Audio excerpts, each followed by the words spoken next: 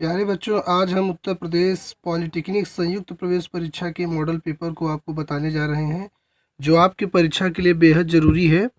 चलिए, हम सभी मॉडल पेपर को बारी बारी से बताया करेंगे और इस लॉकडाउन के बीतते बीतते आपको पूरे मॉडल पेपर मैं बता डालूँगा।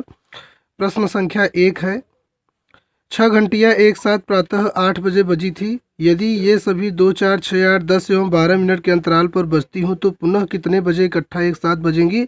तो घंटियों वाले ऐसे प्रश्नों को आप लस वाले विधि से हल कर सकते हो। जैसे इसमें दिया है 2, 4, 6, 8, 10 एवं 12 मिनट के अंतराल पर बजती हैं।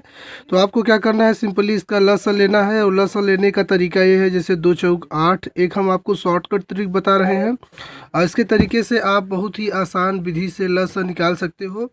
2 चौके 8, अब इस यानी कि 2 और 4 को छोड़कर हम इस 8 को लेंगे। फिर उसके बाद आप ध्यान दीजिए, जैसे यहाँ पे है कि 6 दूना 12, 6 दूना 12। अब यहाँ पर 6 है 12 वाले में, 12 का खंड करने पर हमको 6 दूना 12 मिला। तो इस तरह से हम इस 6 को भी छोड़ देंगे। और अब ध्यान देना है, इसको अगर हम 10 का खंड करेंगे, 2 पंचे 10, इसमें 2 है और 2 यहाँ पहले से था, तो इस 2 को हम छोड़ देंगे और 5 को लेंगे। इसी तरह से अगर हम इस 6 का खंड करेंगे, 2 तिहाई 6 होगा, इस 2 को हम छोड़ देंगे, केवल 3 को लेंगे। और इस तरह से अगर हम पहाड़ा पढ़ेंगे तो 8 पंचे 40, 40 तिहाई 120 और इसका लसा आसान तरीके से 120 आ जाएगा। 120 ये मिनट है और 120 मिनट को अगर हम घंटे में बदलेंगे तो 2 आवर्स यानी कि 2 घंटे होंगे। तो इस तरह से आप देख सकते हैं कि अगर ये 8 बजे बजी थी, अब दोबारा 2 घंटे बाद अर्थात 10 बजे बजेंगी। ऑप्शन नंबर बी आपका राइट आंसर हो जाएगा। आइए प्रश्न संख्या 2 की तरफ बढ़ते हैं। प्रश्न संख्या 2 में दिया है कि दीवार में स्थित एक ध्वजदंड के सिर एवं जड़ का 40 मीटर चौड़ी सड़क के दूसरी ओर खड़े एक व्यक्ति द्वारा बनाए गए उन्नयन कोण क्रमशः 60 अंश एवं 45 अंश हैं। ध्वजदंड की ऊंचाई एवं लंबाई क्या होगी। तो बच्चों, यहाँ पे आपको बताया गया है कि दीवार में स्थित एक ध्वजदंड, अर्थात हमें यहाँ पे एक दीवार बनानी है। जैसे मान लीजिए यह एक दीवार है और इस दीवार पर एक ध्वजदंड इस तरह से है। और इस ध्वजदंड में क्या है कि 40 मीटर चौड़ी एक सड़क है और इस सड़क से एक आदमी इसके ऊपर को देखता है, तो यहाँ पे 60 अंश का कोण बनता है तथा इस ध्वजदंड की जड़ से 45 अंश का कोण बनता है। हमें ज्ञात करना है इस ध्वजदंड की ऊंचाई, इसको हम मान लेते हैं h।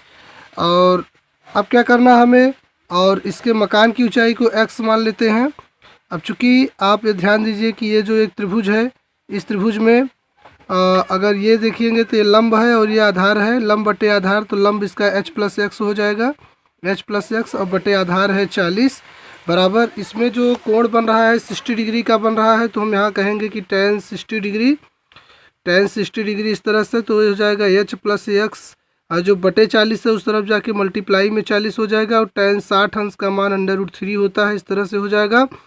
ये हमारा इक्वेशन नंबर फर्स्ट है। दोबारा आप देखिए छोटे वाले त्रिभुज में, और इस छोटे वाले त्रिभुज में आपको मिल जाएगा, ये लंब है, आधार है, tan बन रहा है 45 अंश और tan 45 यहाँ पे हम लिखेंगे tan 45 degree is equals to x upon 40, अर्थात लंब बटे आधार यानी x बटे 40। अब tan 45 का मान 1 होता है दोस्तों, तो 1 का गुणा अगर आप 40 में करेंगे प्यारे बच्चों, तो ये हो जाएगा 1 गुणते 40 इज इक्वल्स टू यहाँ पे x है, तो x का मान इस प्रकार 40 का ये 40 हो गया x का मान। अगर हम इसी x के मान को यहाँ पर रख देते हैं तो यहाँ पे हो जाएगा h प्लस एक्स के जगह पर आपको 40 रखना है, बराबर में आ जाएगा, यहाँ पर आपको दिया गया है 40 √3। अब यहाँ पर अगर प्लस 40 है उस तरफ जाएगा तो माइनस 40 हो जाएगा, h बराबर हो जाएगा 40 √3 और ये प्लस 40 इस तरफ आएगा तो माइनस का 40 हो जाएगा और यहाँ पे आपको मिल जाएगा h is equals to 40 common ले लेंगे तो बचेगा √3 - 1, जो कि आपका आंसर हो जाएगी। आइए प्रश्न संख्या 3 की तरफ बढ़ते हैं। बच्चों, यहाँ पे प्रश्न संख्या 3 आपको दिया गया है। 3 में बोला गया है कि 3 अशून्य संख्याएं यम एन पी विपरीत अनुपात में होंगी यदि। तो अगर कभी भी ये कहा जाए कि विपरीत अनुपात में होगी, तो विपरीत अनुपात होने के लिए बच्चों आपको ये देखना पड़ता है कि जैसे मान लीजिए कि यहाँ पे m है और फिर n दिया गया है और फिर आपको दिया गया है p और यम एन पी बोला गया है कि एक विपरीत अनुपात में है। तो बच्चों, अगर यम एन पी विपरीत अनुपात में तभी होंगे, यहाँ पे आपको लिख देना है विपरीत अनुपात में होने की शर्त, अनुपात में होने की शर्त। आप ध्यान दीजिए, वितत अनुपात में होने की जो शर्त होती है वो क्या होती है, जैसे कि कोई भी तीन संख्याएं जैसे एम एन पी है, अगर इनके वितत अनुपात में होने की शर्त आपको देखनी है तो इस कंडीशन में पहली दो संख्याएं यानी कि एम बटे एन बराबर होनी चाहिए दूसरी दो संख्या अर्थात एन बटे पी के। अब बच्चों अगर हम इसमें क्रॉस मल्टीप्लाई अप्लाई कर देंगे तो यहाँ पे एम का पी में गुणा हो जाएगा M P is equals to N का इसमें करोगे तो हो जाएगा एन स्क्वायर। तो इस तरह से हमें मिल जाएगा कि एन स्क्वायर बराबर एम पी। आइए देख लेते हैं कौन सा सही है। तो यहाँ पे मिल गया n square is equals to m p, अर्थात option number 4 D is the right answer. संख्या 4 की ओर बढ़ते हैं। एक त्रिभुज के शीर्ष 4, 6, 2, -2, 0, 2 है। तो हमें इसका केंद्रक ज्ञात करना है। तो केंद्रक का सूत्र अगर 3 बिंदु आपको दिया गया है तो केंद्रक का फार्मूला हो जाता है x1 + x2 + x3 अपान 3 होता है, फिर कॉमा लगा के। इसी प्रकार y1 + y2 + y3 अपान में 3 होता है। ठीक है बच्चों, तो यहाँ पे देखो आपके ये जो किनारे किनारे की संख्याएं हैं जैसे कि 4, 2 और 0 ये x1, x2 और x3 हैं। इसी प्रकार इस तरफ की 6, -2 और 2 y1, y2 और y3 हैं। तो बच्चों यहाँ पे आपको क्या करना है, इनका मान रखना है। तो पहले हमें मान रखना है x1 का, और x1 पर कितना है 4 प्लस x2 का मान कितना है 2। इस तरह से x3 का मान क्या है बताओ 0, और बट्टे में क्या लिखेंगे 3, कॉमा y1 का मान, तो y1 का मान है 6, y2 का मान है -2 और प्लस y3 का मान है +2 बट्टे 3। -2 + 2 कैंसल्ड आउट हो जाएंगे। यहाँ पे हो जाएगा 4, 2, 6, 6 में 0 जोड़ोगे 6 ही आएगा। 4, 2, 6, 0 6 होगा। अब बट्टे क्या है 3, तो 6/3 और यहाँ पे 6/3। अभी ये कट जाएंगे, 2 3 दूना 6, 3 दूना 6 कट गया। तो इस तरह से जो बिंदु आ जाएगा वो आ जाएगा 2,2। ठीक है। प्रश्न संख्या 5, पाँचवें प्रश्न में आपको दिया गया है √72 -√72 -√72 -x का मान क्या है। बच्चों इसमें हमें x की वैल्यू फाइंड करनी है, तो इसे आप ऑप्शन से ही हल कर सकते हैं। x का मान वही होगा जो इसे संतुष्ट करेगा। अब जैसे मान लीजिए कि यहाँ पे अगर हम 4 रख देते हैं तो 72 में से अगर हम 4 घटाएंगे तो यहाँ पर 68 बटेगा, जो कि बचेगा, जो कि रूट को हटा नहीं सकता है। 12 घटाएंगे तो भी नहीं हट सकता है इसी प्रकार। लेकिन जब हम 8 को घटाएंगे, 72 में 8 घटाओगे 64, इस प्रकार से इसका अंडर रूट हट जाएगा और इस प्रकार से ही हमारा 8 आंसर हो जाएगा। आइए प्रश्न संख्या 6 को देखते हैं। प्रश्न संख्या 6 में आपको यहाँ पे दिया गया है, कह रहा है कि घन रूट 8 है, यहाँ पे घन रूट ऑफ 8 और अपान में अंडर रूट 16 है। उसके बाद यहाँ पे डिवाइड का चिन्ह है, ये सब चीज़ दिया गया है। तो चलो इसको हल करते हैं। तो देखो प्रश्न संख्या 6 है, इसको इस तरह से हल करेंगे। पहले प्रश्न है घन रूट 8, इसका मतलब 8 का जो घनमूल होगा वो 2 होगा। डायरेक्ट आपको बता रहे हैं, जैसे यहाँ पे घन लगा है तो इसका मतलब है कि हम इसका घनमूल निकालेंगे। तो 8 का जो घनमूल हुआ करता है वो 2 हो जाता है। तो यहाँ पे हम लिखेंगे 2। 16 में घनमूल नहीं है, वर्गमूल है, तो 16 का वर्गमूल हो जाता है 4 डिवाइड बाय, यहाँ पे अंडर रूट 100 और अंडर रूट 49 भी है। इसका मतलब 100 का जो वर्गमूल होगा वो 10 होगा और 49 का वर्गमूल हो जाएगा 7, इंटू लगा हुआ है। 125 का घनमूल निकालना है तो ये 5 होता है, याद रखिएगा। अब चलिए इसको सॉल्व कर लेते हैं। तो सबसे पहले हम लोग डिवाइड करेंगे, उसके बाद हम इंटू करेंगे। तो बच्चों यहाँ ध्यान दो कि ये 2/4 है, इस तरह से इसको 2/4 ही रखेंगे। और डिवाइड के जगह पे चिन्ह हो जाएगा आपका बदल जाएगा। अगर हम इसके जगह पे इंटू का चिन्ह कर देंगे तो अंश हर अंश हो जाता है, यानी कि हो जाएगा 7/10 और इंटू में क्या है 5। अब देखो 2 पंचे 10 ये हो जाएंगे, और 2 पंचे 10 ये वाला 10 कैंसल्ड आउट हो जाएगा, 7/4 बचा। इस 7/4 को आप चाहो तो सही बटे में बदल दो, 4 का 7 में भाग देकर। कभी भी किसी भिन्न को अगर सही बटे में बदलना है तो नीचे वाली संख्या का ऊपर वाली संख्या में डिवाइड किया जाता है। अगर हम 4 का 7 में डिवाइड करेंगे तो यहाँ पे हो जाएगा 4 1 का 4, यानी एक बार जाएगा, शेष फल 3 बचेगा और /4, तो एक सही 3/4 आपका सही उत्तर हो जाएगा। पढ़ते हैं प्रश्न संख्या 7 में दिया गया है एक घड़ी को अंकित मूल्य से 32 रुपये छूट देने पर, अर्थात जैसे मान लीजिए कि इस प्रश्न अंकित मूल्य वाले प्रश्न को हल करने के लिए आपके पास एक ट्रिक है। ये ट्रिक ये है बेटा कि सबसे पहले हमें लिखना है अंकित मूल्य इंटू हानि का प्रतिशत। यह अंकित मूल्य से संबंधित हर प्रकार के प्रश्नों को हल करने के लिए मददगार है। अंकित मूल्य इंटू हानि का प्रतिशत बराबर होता है क्रय या विक्रय, जो भी मूल्य दिया रहता है या तो क्रय मूल्य या फिर इंटू विक्रय मूल्य, कुछ भी हो, या करके यहाँ पे लिख लेना विक्रय मूल्य, और इंटू लाभ का प्रतिशत। ये इस तरह से है, अब बहुत ही मददगार है। आइए जो दिया है इसमें मान रखते हैं। तो आपके प्रश्न में है कि एक घड़ी को अंकित मूल्य से 32 रुपये 32 छूट देकर बेचने पर दुकानदार को 15% का लाभ होता है। यानी अंकित मूल्य कुछ रहा होगा, 32 रुपये का छूट दे के बेच रहा है अंकित मूल्य से, अर्थात मानते हैं कि अंकित मूल्य यक्स है, तो इसमें 32 रुपये का छूट मतलब यक्स में से 32 रुपये घटाओगे। हानि का प्रतिशत इस प्रश्न में नहीं दिया है, बराबर। फिर है क्रय या विक्रय, तो हम देख लेते हैं इसमें क्या दिया है। तो इसमें दिया है कि इसका क्रय मूल्य 320 रुपये है, तो हम यहाँ पे लिख लेंगे 320 क्रय मूल्य गुणते क्रय दिया है, तो फिर विक्रय नहीं दिया रहेगा। फिर आगे बढ़ते हैं, यहाँ पे लाभ का प्रतिशत हमारे ट्रिक में है लाभ का परसेंट। तो देखो इसमें लाभ कितना हो रहा है 15%, तो 100 में 15 जुड़ जाएगा, यानी 115/100 इस तरह से। अब इस प्रकार हमें अंकित मूल्य ज्ञात हो जाएगा यहाँ पर। तो देखिए एक जीरो से एक जीरो कट जाएगा आसानी से। फिर यहाँ पर हम इसको भी काट सकते हैं, 2 16 में 32, 2 पंचे 10, 5 के 5, 5 एक का 5 दूना 10 यहाँ हो जाएगा, एक बचेगा, 5 3 15, मतलब 23 बार में कट गया। 16 × 23 यहाँ पे बचा है, तो हम यहाँ लिखेंगे x - 32 = 16 का 23 में अगर हम गुणा करेंगे तो 16 × 48 के 8 हो जाएगा, यहाँ पे हासिल 4 हो जाएगा। 16 दूना 32 और 4 यहाँ पे आपका 36 आ जाएगा, यानी 368। अब ये -32 है, उस तरफ ले जाएंगे +32, तो x बराबर हो जाएगा 400। ये हमारा अंकित मूल्य आ गया है। उसके बाद देखते हैं पूछा क्या है। पूछा है कि तो अंकित मूल्य पर बेचने से कितने प्रतिशत का लाभ होगा, अर्थात अभी तो अंकित मूल्य में से 32 रुपये छोड़ के बेचा था। अब बोल रहा है कि अगर वह अंकित मूल्य पर ही बेचता, मतलब कि 400 रुपये में बेचता, तो कितने % का लाभ होता। तो चलिए यहाँ पे हमें ज्ञात करना है प्रतिशत लाभ। बच्चों प्रतिशत लाभ का जो फार्मूला होता है वह होता है कि क्रय मूल्य बटे में क्रय मूल्य लिखते हैं। तो बच्चों क्रय मूल्य हमारा हमको दिया गया था हमारे प्रश्न में 320 रुपया, तो हम बटे में 320 लिखने वाले हैं। और ऊपर हम लिखेंगे प्रतिशत लाभ। अगर सोचो कि अगर 320 का सामान खरीदा गया है और 400 में बेचा जाता तो कितने रुपए का फ़ायदा होता, 80 गुणते 100। अब हम इसे काटेंगे, एक शून्य से एक शून्य कट जाएगा, 16 पंचे 80, 16 दूना 32, 2 के 2 और 2 पंचे 10, यहाँ पे 5 बचा, 25% जो है आपका आंसर आ जाएगा, 25% का लाभ होगा। चलिए प्रश्न संख्या 8 की तरफ बढ़ते हैं।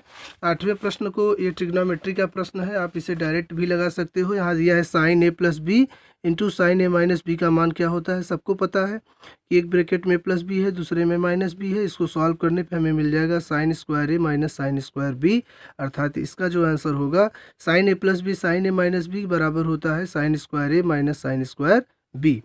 चलिए प्रश्न संख्या 9 है, x की घाते m बराबर m की घाते x हो तो x बटे m x की घाते m का मान कितना होगा। चलिए इसे आपको सॉल्व करके हम बता देते हैं। ध्यान दीजिए, यहाँ पे आपको दिया गया है x की घाते m, तो हम यहाँ लिखेंगे x की घाते m, x की घाते m दिया गया है यहाँ पे, और बराबर में है m की घाते x। पहले इसे ही हल कर लेंगे हम, चाहे तो m चाहे तो x का मान ज्ञात कर लेंगे।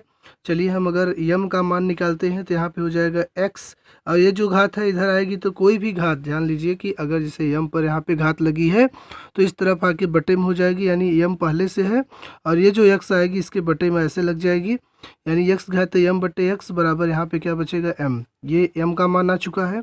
आइए अब प्रश्न में हम बढ़ते हैं।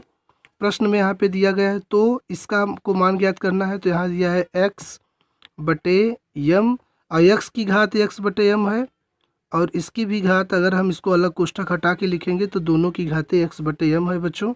अब हम क्या करेंगे कि यहाँ पर m का मान रख देंगे, तो यहाँ पे पहले से ऊपर है x की घातें x बटे m, और जो बटे में है यहाँ पर m का मान हम यहाँ से रख सकते हैं, m के जगह पे रख सकते हो x की घातें m बटे x, तो यहाँ पे हम m के जगह रखेंगे x की घातें m बटे x, और पूरे की घात में यहाँ पहले से क्या है x बटे m, तो m से m कट जाएगा, x से x कैंसल्ड आउट हो जाएगा, हमारे पास बचेगा x की घातें x बटे m, और यहाँ बचा एक, x की घातें 1 बचा है, ऊपर जाएगा तो x की घात -1 हो जाएगा, जिसे हम यहाँ पे ऐसे -1 लिख देंगे, क्योंकि दोनों आधार बराबर हैं तो घातें घटा दी जाएंगी, ये आपका आंसर हो जाएगा।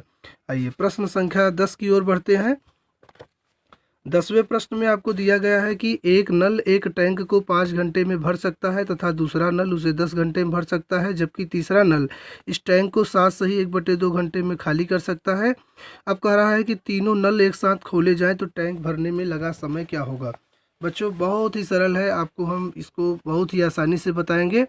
ध्यान दीजिए, जब कभी भी नल टैंक का क्वेश्चन आता है तो इसमें दिया है कि जैसे 1 2 नल 3 नल दिए होते हैं। इसमें कहा है कि एक नल एक टैंक को 5 घंटे में भर सकता है, तो हम ऐसे लिख लेंगे कि उसका एक भाग कितने घंटे में भरेगा, 1/5 घंटे में, प्लस या 1 घंटे में 1/5 भाग भरेगा। उसके बाद दूसरा नल इसी प्रकार से, इसे 10 है तो आपको सीधे सीधे 1 करके ऐसे लिखना है, जितने भी दिए हैं। भर रहा है तो प्लस लिखोगे, और जैसे यहाँ पे तीसरा नल टैंक को 7 सही 1/2 घंटे में खाली करता है, तो खाली करने के कंडीशन में आप माइनस करके लिखा करिए, क्योंकि घट रहा है पानी। तो यहाँ पे 2 सत्ते 14, एक 15/2 हो जाएगा, ठीक है, 15/2 हो जाएगा। लेकिन इसे हम 1 में लिखेंगे। क्यों 1 में लिखेंगे, जैसे इसको लिखे थे तो इसको भी ये सही बटे में है, इसको हम 1 में ऐसे करके लिखेंगे, तो ये हो जाएगा 1/5 प्लस 1/10, और ये 2 1 का 2/15 हो जाएगा, उल्टा हो जाएगा, यहाँ माइनस रहेगा ही 2/15 इस तरह से। अब बच्चों आपको इसका सीधे से एलसीएम लेना है, 5 10 और 15 का लस 30 हो जाएगा। बच्चों लेके देख लेना, 5 छंग 30, नीचे नीचे का आपको भाग देना है, जितना बार जाएगा ऊपर गुणा करना है। 5 छंग 30 तो 6 1 का 6, प्लस 10 तिहाई 30 तो 3 1 का 3, माइनस 30 तो 15 दूना 30 तो 2 दूना 4। अब यही हो जाएगा 6 3 9 में से 4 घटाएंगे 5 बचेगा। अब बटे में क्या है बताओ, 30, तो 5 1 का 5, 5 छंग 30, 1/6 घंटा आ गया। जिस तरह से ये था, आप ध्यान दीजिए कि 5 घंटे 10 घंटे और 7 से 1/2 घंटे अलग अलग था, हमने 1 बटा करके लिखा था, ये ऐसे है तो हम इसको लिखेंगे 6 घंटे, यही आपका आंसर हो जाएगा। तो देखिए यहाँ पे 6 घंटे आपका ऑप्शन नंबर डी सही है। चलिए प्रश्न संख्या 11 की तरफ बढ़ते हैं। 11वें प्रश्न में दिया है कि 5 वर्ष पूर्व राम की आयु श्याम की आयु की 3 गुनी थी, तथा 10 वर्ष बाद राम की आयु श्याम की आयु की 2 गुनी होगी। राम और श्याम की वर्तमान आयु क्या होगा। तो बच्चों मैं आपको एक निर्देश देना चाहता हूँ, कोई ट्रिक नहीं, कोई तमाशा नहीं, आप इसे सीधे सीधे इसी ऑप्शन से ही लगा सकते हैं। ऐसे प्रश्नों को आप ऑप्शन से ही हल किया करें। देखिए जैसे यहाँ पे बोला है, ध्यान से पढ़ो कि 5 वर्ष पहले राम की आयु श्याम की आयु की 3 गुनी थी। आइए खोजते हैं। देखो जैसे 30 है, 5 वर्ष पहले ये 25 रहा होगा, और ये कितना रहा होगा, 5 रहा होगा, क्योंकि 5 5 दोनों में से कम हो जाएगा, तो ये 5 और ये 25, तो 5 25 का कितना गुना है, 5 5 25 यानी 5 गुना है, जबकि वो 3 गुना कह रहा था, यानी ये नहीं हो सकता, और ये तो बिल्कुल नहीं हो सकता। तो 2 ऑप्शन तो ऐसे ही चले गए। अब बचा ये 50-50 चांस ले लेते हैं इसको। देखो 5 साल पहले ये कितना रहा होगा, 30, और ये कितना रहा होगा, 10, 10 तिहाई 30, ये 2 3 गुना बता रहा है। चलिए दूसरी शर्त देख लेते हैं। दूसरी शर्त है कि 10 वर्ष के बाद, जैसे ये 35 है, 10 साल बाद 45 साल का हो जाएगा, और ये 25 साल का हो जाएगा, दुगुना होगा। तो 45 का दुगुना कभी 25 नहीं होता, अर्थात ये नहीं होगा। इस प्रकार ऑप्शन नंबर डी सही उत्तर है। और देख भी लीजिए, जैसे यहाँ पे अगर हम इसमें कहा है कि 5 वर्ष पहले 3 गुना था, तो अगर हम 5 वर्ष पहले देखेंगे तो आज 50 है, 5 साल पहले 45, और ये 5 वर्ष पहले कितना रहा होगा, 15, तो 15 तिया 45। फिर कह रहा है कि 10 वर्ष बाद या दुगनी हो जाएगी, तो देखो 10 वर्ष बाद ये 60 होगा, और ये 30 होगा, 30 दूना 60, दुगनी हो जाएगी, ऐसे लगाया करो बच्चों। इसी तरह से मैं इस प्रश्न को भी आपको डायरेक्ट ही बता दूंगा। इसमें दिया गया है कि समुच्चय ए का मान 1 3 9 10 और 21 दिया है। इसी तरह बी का 4 6 8 10 दिया है, और इसी तरह सी का इतना दिया है। तो आपसे क्वेश्चन पूछा गया है कि A intersection B intersection C का मान क्या होगा। तो बच्चों इसके लिए आपको कोई दिक्कत की बात नहीं है। ध्यान दीजिए, बहुत ही सरलता से छोटे में आपको हम बता देंगे, एकदम ट्रिकी। ऐसा ट्रिक आप कभी नहीं देखे होंगे बच्चों। ध्यान से देखिए, हम आपको शून्य से शिखर की ओर ले जाएंगे। यहाँ पे ए दिया है, तो सबसे पहले आप देखिए कि ए में से इंटरसेक्शन मतलब होता है उभयनिष्ठ अर्थात कॉमन। तो ए इंटरसेक्शन आपको करना है किसका, यहाँ पे दिया है बी इंटरसेक्शन सी। तो चलो हम इसी क्वेश्चन में ही देख लेते हैं कि बी और सी में कॉमन क्या है। जैसे बी का मान 4 6 8 10 है, और सी में देख लेना है कि क्या ये मिल रहे हैं, 4 6 8 10 बिल्कुल मिल रहा है। तो बी और सी में कॉमन क्या हो गया, तो बी और सी में कॉमन हो गया 4 6 8 10। तो डायरेक्ट हम बी सी को कॉमन लिख लेंगे, 4 6 8 और 10। इस तरह से ये बी और सी का कॉमन हो गया। और यहाँ पे इंटरसेक्शन फिर लिखा था, किसका लिखना है इंटरसेक्शन, ए का। तो देखो ए में ये सब चीज़ें हैं, 1 3 9 10 और 21। तो यहाँ पे हम लिख लेंगे 1 3 9 10 और 21, इस तरह से।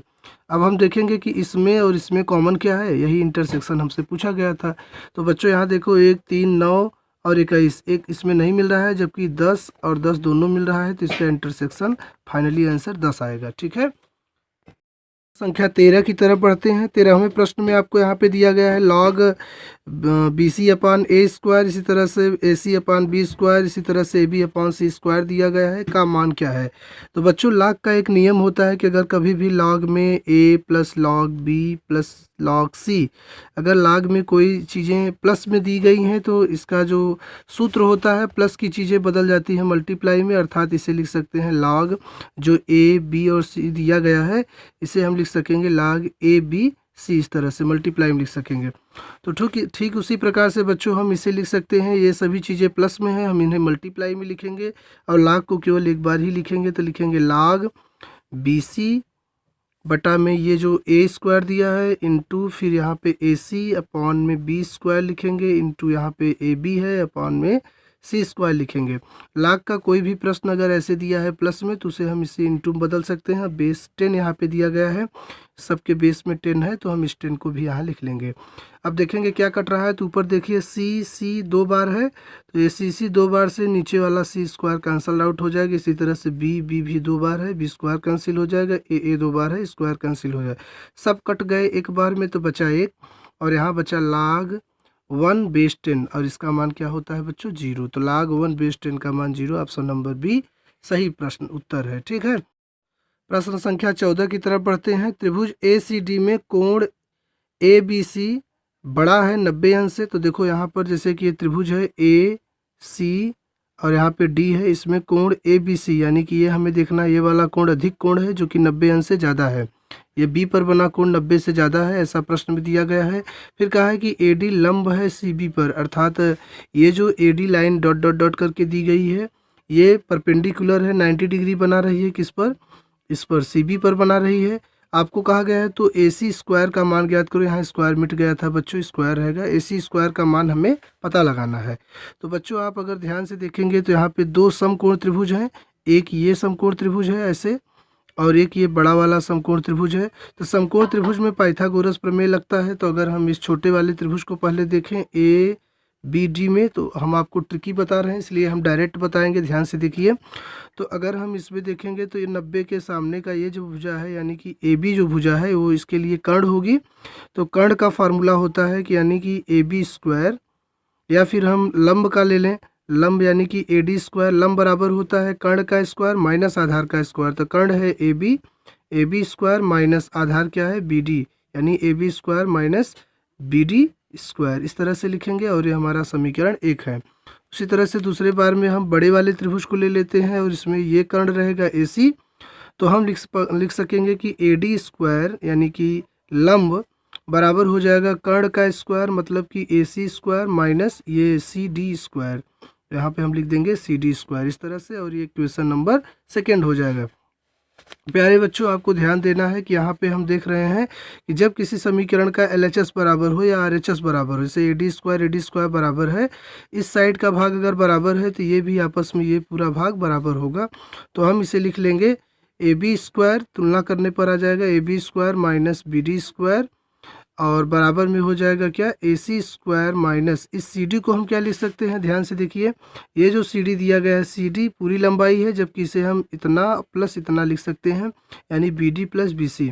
तो इस CD के जगह पे हम लिख सकते हैं BD प्लस BC, और जिस तरह से स्क्वायर था उसी तरह से हम यहाँ पे स्क्वायर कर देंगे। तो बच्चों इस तरह से देखिए यहाँ पे आ जाएगा AB स्क्वायर माइनस ये BD स्क्वायर, और बच्चों फिर उसके बाद हमें AC स्क्वायर का मान ज्ञात करना है। तो ये चीज़ इधर आके प्लस में हो जाएगी, इधर ले आ लेते हैं, और ये प्लस में तो हो जाएगी लेकिन ये पहले से A प्लस B का होल स्क्वायर है, तो इधर ही ले आकर हम इसे तोड़ देंगे। तो यहाँ A स्क्वायर माने BD स्क्वायर हो जाएगा, प्लस B स्क्वायर यानी BC स्क्वायर हो जाएगा, और 2AB यानी प्लस 2A का मान BD इंटू B का मान क्या है बताओ BC, और ये किसके बराबर है जो यहाँ पे बचा है अर्थात AC स्क्वायर। ठीक है, आगे प्रश्न संख्या 15 की ओर बढ़ते हैं। 15वां प्रश्न है कि यदि 4 वस्तुओं का क्रय मूल्य 3 वस्तुओं के विक्रय मूल्य के बराबर हो तो लाभ का प्रतिशत क्या होगा। बच्चों इस तरह से अगर आपको वस्तुओं का क्रय मूल्य विक्रय मूल्य दिया गया हो, लाभ या हानि का प्रतिशत पूछता है, तो उस प्रश्न में आपको ध्यान देना होता है कि जो 3 वस्तुओं का विक्रय मूल्य यानी कि जो विक्रय मूल्य होता है उसे हम क्रय मूल्य मान लेते हैं, जो क्रय होता है उसे विक्रय मान लेते हैं और लाभ और हानि को हम पता लगाते हैं। तो अगर हम ऐसे देखें, कोई सामान 3 रुपये में लाते हैं और 4 रुपये में बेचते हैं तो फ़ायदा कितने का होगा? 1 रुपये का फ़ायदा होगा। तो यहाँ पे हम जो विक्रय मूल्य है उसे हम क्रय मानेंगे, यानी माना यहाँ पे हो जाएगा कि क्रय मूल्य हमें मान लीजिए कि 3 रुपया दिया है और विक्रय मूल्य मान लीजिए कि आपको कितना दिया है, बताओ। जो क्रय मूल्य था वो विक्रय हो जाए, यानी 4 रुपये हो जाएगा। अब हमें लाभ या हानि का प्रतिशत, लाभ का प्रतिशत ज्ञात करना है। तो वो सूत्र क्या होता है? तो लाभ परसेंट बराबर होता है, आपको याद होगा कि लाभ बटे क्रय मूल्य गुणते 100, ठीक है।